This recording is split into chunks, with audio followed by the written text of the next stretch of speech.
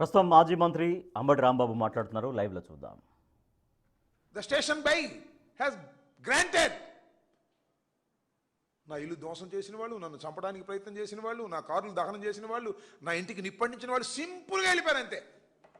ఇది చట్టం ఇవాళ రాష్ట్రంలో. దీన్ని వదిలేస్తేలాగా ఇవాళ నాకు జరిగింది, రేపు మరొక జరిగింది. దీని మీద కూడా లీగల్గా యాక్షన్కి గౌరవ హైకోర్టుకి వెళ్ళాలని నిర్ణయించుకున్నాం. మొదటి అడుగు దేశం, రెండో అడుగు అది వెయ్యబోతున్నాం.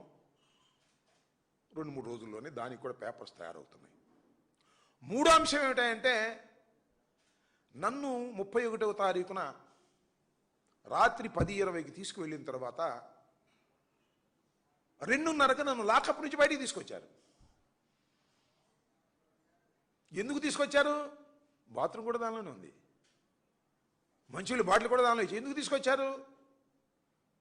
ఫిజికల్గా హెరాస్ చేయాలని తీసుకొచ్చారు, హెరాస్ చేశారు.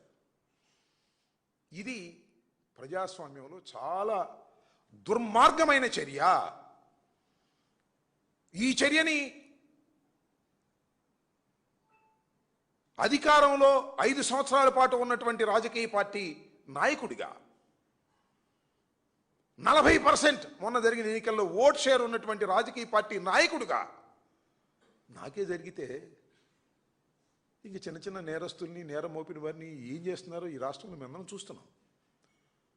బేడీలేసి నడిపించారు. నడిపించకూడదు. నన్ను లాకప్లో వేయచ్చు, తప్పలేదు, వేసుకోండి, ఉన్నా లాకప్లో. నన్ను కొట్టడానికి ప్రయత్నం చేశారు, నా కాళ్ళు చీల్చి హింసించడానికి ప్రయత్నం చేశారు. ఇది ఇమీడియట్గా ద డే నన్ను ఎప్పుడైతే కోర్టులో ప్రొడ్యూస్ చేశారో రాత్రి 8:30-9 గంటలకి గౌరవ మ్యాజిస్ట్రేట్ గారికి నేను ఈ విషయాలు చెప్పి రికార్డ్ చేయించాను.